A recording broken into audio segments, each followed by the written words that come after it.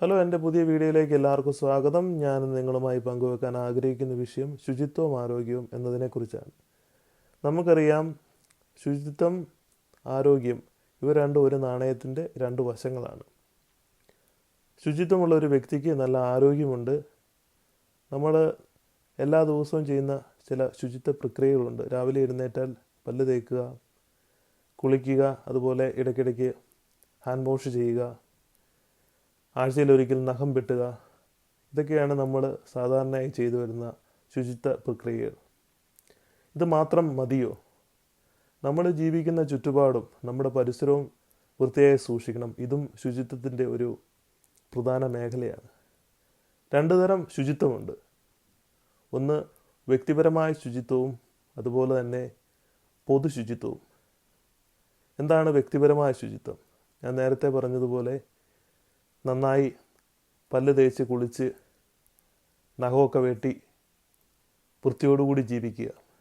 ഇനി പൊതു ശുചിത്വം എന്ന് പറയുന്നത് നമ്മൾ ജീവിക്കുന്ന ചുറ്റുപാടിനെ വൃത്തിയോടുകൂടി കാത്തു പരിപാലിക്കുക. ഈ ശുചിത്വമുള്ള വ്യക്തിയുടെ കുറേ ഗുണങ്ങളെക്കുറിച്ച് നമുക്ക് ഒന്ന് പങ്കുവെക്കാം. ഒന്നാമതായി, അവർക്ക് ഉയർന്ന രോഗപ്രതിരോധ ശേഷിയുണ്ട്. രണ്ടാമതായി, അവർക്ക് സാംക്രമിക രോഗങ്ങളെ ചെറുക്കാൻ സാധിക്കും. മൂന്നാമതായി, അവർക്ക് മെച്ചപ്പെട്ട ആരോഗ്യമുണ്ട്. നാലാമതായി, അവർക്ക് ജീവിതത്തിൽ കുറഞ്ഞ ആരോഗ്യ പരിപാലന ചെലവുകളെ വേണ്ടി വരുന്നുള്ളൂ. ഇനി ശുചിത്വമില്ലാത്ത വ്യക്തിയുടെ കുറേ ലക്ഷണങ്ങൾ നമുക്ക് പരിശോധിക്കാം. അത്തരം വ്യക്തികൾ എപ്പോഴും രോഗിയാണ്. അവർ ഏറ്റവും എളുപ്പത്തിൽ മറ്റുള്ളവർക്ക് രോഗം നൽകും. അവർക്ക് ഉയർന്ന ആരോഗ്യ പരിപാലന ചെലവുകളായിരിക്കും. പിന്നെ എപ്പോഴും മോശപ്പെട്ട ആരോഗ്യ അവസ്ഥയായിരിക്കും അവർക്ക്. ഇനി നമുക്ക് നമ്മുടെ കുടുംബത്തിൽ നിന്ന് ആരംഭിക്കാം. പലപ്പോഴും നമ്മൾ വീട്ടിൽ മിച്ചം വരുന്ന പല വസ്തുക്കളും എടുത്ത് പുറത്തോട്ടെറിയും. അത് ഭക്ഷണാവശിഷ്ടങ്ങളാകാം, മത്സ്യമാംസാദി അവശിഷ്ടങ്ങളാകാം. നമ്മളെപ്പോഴും ഇതെടുത്ത് ചുറ്റുപാടിലേക്കും എറിയും. അത് അവിടെ നിന്ന് കാക്കയും പട്ടിയും എടുത്ത് അടുത്തുള്ള കിണറുകളിലും കുളങ്ങളിലും കൊണ്ടുപോയി നിക്ഷേപിക്കും. അല്ലെങ്കിൽ നമ്മൾ എറിഞ്ഞ അവശിഷ്ടങ്ങൾ അവിടെ തന്നെ കിടന്ന് ചീഞ്ഞ് അളിഞ്ഞ് രോഗാണുക്കൾ പെരുകി അടുത്ത മഴയത്ത് തൊട്ടടുത്തുള്ള തോട്ടിലേക്കോ പറമ്പിലേക്കോ അല്ലെങ്കിൽ മറ്റുള്ളവരുടെ വീടുകളിലേക്കോ പോയി അവിടെ കിടന്ന് രോഗങ്ങൾ വരുത്തുന്നു. ഇതാണ് ശരാശരി ഒരു മലയാളിയുടെ ചുറ്റുപാട് എന്ന് പറയുന്നത്. ഇത് ശരിയാണോ? നമ്മളെപ്പോഴും ഇതിനെക്കുറിച്ചൊന്ന് ചിന്തിക്കണം, ഇതിനെതിരെ പ്രവർത്തിക്കണം. നമ്മുടെ വീടുകളിൽ വരുന്ന ഭക്ഷണാവശിഷ്ടങ്ങളും അതുപോലെ മറ്റുള്ള അവശിഷ്ടങ്ങളും നമ്മൾ കൃത്യമായി സംസ്കരിക്കണം. ഒരു കുഴിയെടുത്ത് അത് സംസ്കരിക്കണം. ഇനി പ്ലാസ്റ്റിക് വസ്തുക്കളാണെങ്കിൽ നമ്മളത് സൂക്ഷിച്ച് വെച്ച് ഹരിതകർമ്മസേനയൊക്കെ വരുമ്പോൾ അവർക്ക് കൊടുക്കണം. അത് നല്ലൊരു പ്രവർത്തനമാണ്. കാരണം ഈ പ്ലാസ്റ്റിക്കൊക്കെ മണ്ണിൽ കിടന്നാൽ അത് വളരെയേറെ ദൂഷ്യഫലങ്ങൾ ഉണ്ടാക്കുന്ന വസ്തുക്കളാണ്. ഒന്നാമത്, ഇത് മണ്ണിൽ അലിഞ്ഞു ചേരത്തില്ല. രണ്ടാമത്, ഇത് മണ്ണിൻ്റെ ഘടനയെ തന്നെ മാറ്റിക്കളയും. ഇതാണ് നമ്മുടെ വീടിനോട് അനുബന്ധിച്ച് നടക്കുന്ന നമ്മുടെ വേസ്റ്റ് മാനേജ്മെൻറ്റുകൾ. ഇനി നമുക്ക് നമ്മുടെ ചുറ്റുവട്ടത്തോട്ട് കണ്ണോടിക്കാം. പൊതുസ്ഥലങ്ങളിലേക്ക് എന്താണ് അവിടെ നടക്കുന്നത്? ഒരു പൊതുനിരത്തിലേക്ക് പോയാൽ സിഗരറ്റിൻ്റെ കുറ്റി, മിഠായിയുടെ കവറുകൾ, മറ്റ് പലതരം കവറുകൾ ഇത് റോഡിൻ്റെ ഇരുവശത്തും കാണാം.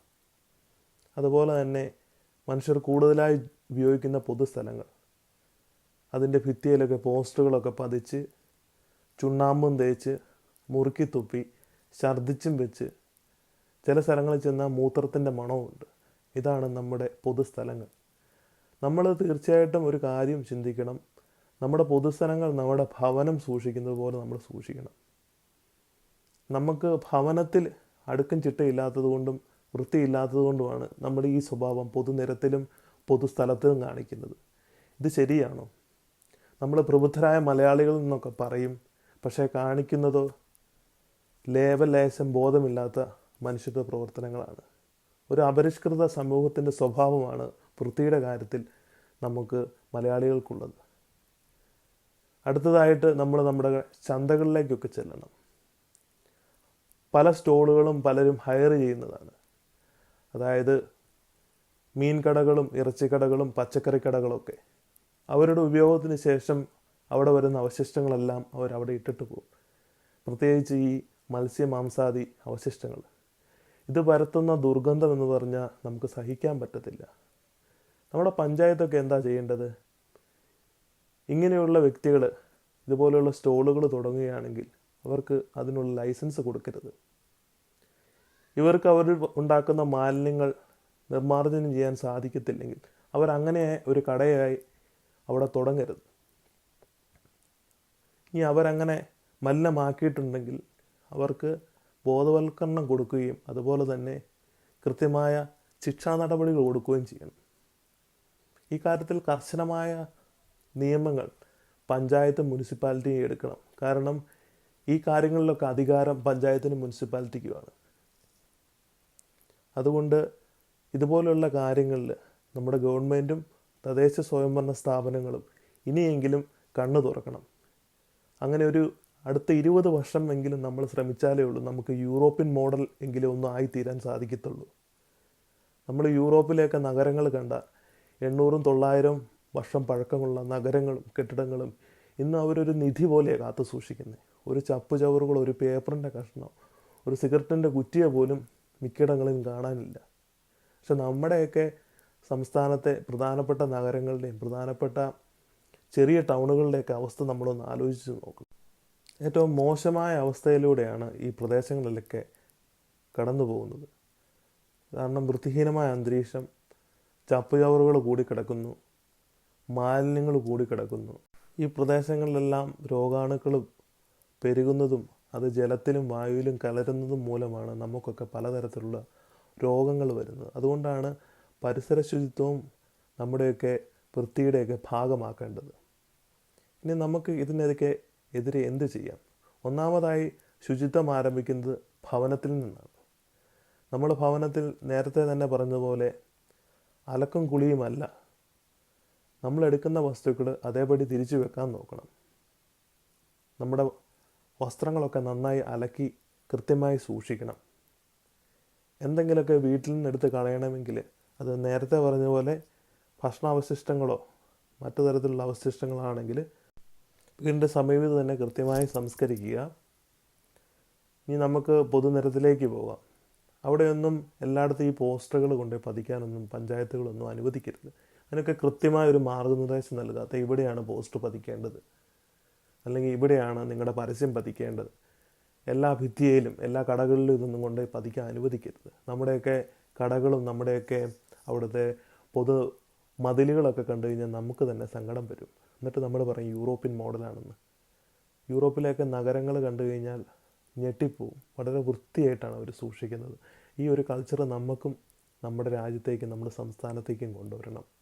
എങ്കിൽ മാത്രമേ നമുക്ക് ഉയർച്ചയുണ്ടാകത്തുള്ളൂ.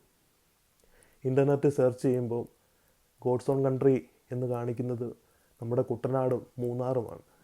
നമ്മൾ റിയാലിറ്റിയിലേക്ക് ഇറങ്ങി വരണം. എങ്ങനെയാണ് നമ്മുടെ പൊതുനിരത്തുകൾ, എങ്ങനെയാണ് പൊതുസ്ഥലങ്ങൾ? ഏറ്റവും മലിനമായ രീതിയിലാണ്. ഇത് ഗവൺമെൻറ്റും പഞ്ചായത്തുകളും മുനിസിപ്പാലിറ്റികളും സമൂഹവും ഓരോ വ്യക്തിയും റെസ്പോൺസിബിളാണ്. നമ്മളെല്ലാം കൂടിയാണ് ഇതെല്ലാം ഈ അവസ്ഥയിലായി ആക്കിയത്. എനിക്ക് പ്രത്യേകം പറയാനുള്ളത് ഇന്നത്തെ ഈ യുവജനങ്ങളോടാണ്, വിവാഹം കഴിച്ച യുവജനങ്ങളോട്. നിങ്ങളുടെ മക്കളെയെങ്കിലും നല്ല കാര്യങ്ങൾ കാണിച്ചു കൊടുക്കുക.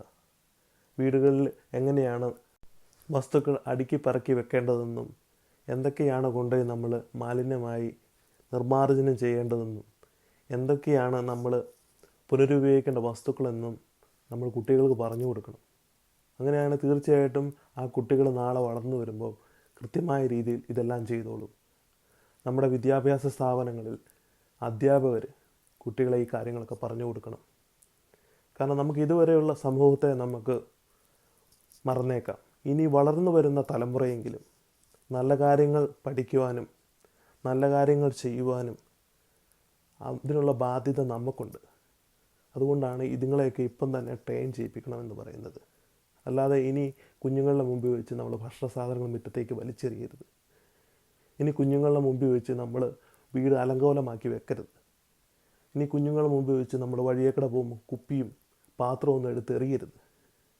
അവർ തീർച്ചയായിട്ടും നാളെ അവരത് കാണിക്കും.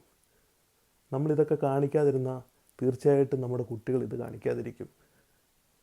അങ്ങനെ നല്ലൊരു തലമുറയെ വളർത്തിക്കൊണ്ട് വരാൻ സാധിക്കും. നമുക്കറിയാം, വൃത്തി എന്നത് വളരെ വളരെ അത്യന്താപേക്ഷിതമായ കാര്യമാണ്. വൃത്തിയില്ലാത്ത സമൂഹം എന്ന് പറയുന്നത് അപരിഷ്കൃത സമൂഹമാണ്. അതുകൊണ്ട് നല്ല കാര്യങ്ങൾ കുട്ടികൾക്ക് പകർന്നു കൊടുക്കുവാനും നല്ല കാര്യങ്ങൾ വീണ്ടും വീണ്ടും കൂടുതൽ ആർജവത്തോടു കൂടി ചെയ്യുവാനും യൂറോപ്പ് പോലെ മറ്റ് വികസിത രാജ്യങ്ങൾ പോലെ നമ്മുടെ ഈ കൊച്ചു കേരളത്തെയും മാറ്റിയെടുക്കാൻ നമുക്ക് സാധിക്കട്ടെ എന്ന് ആശംസിച്ചുകൊണ്ട് നിർത്തുന്നു. എല്ലാവരും വീഡിയോ സബ്സ്ക്രൈബ് ചെയ്യുക, ലൈക്ക് ചെയ്യുക, ഷെയർ ചെയ്യുക.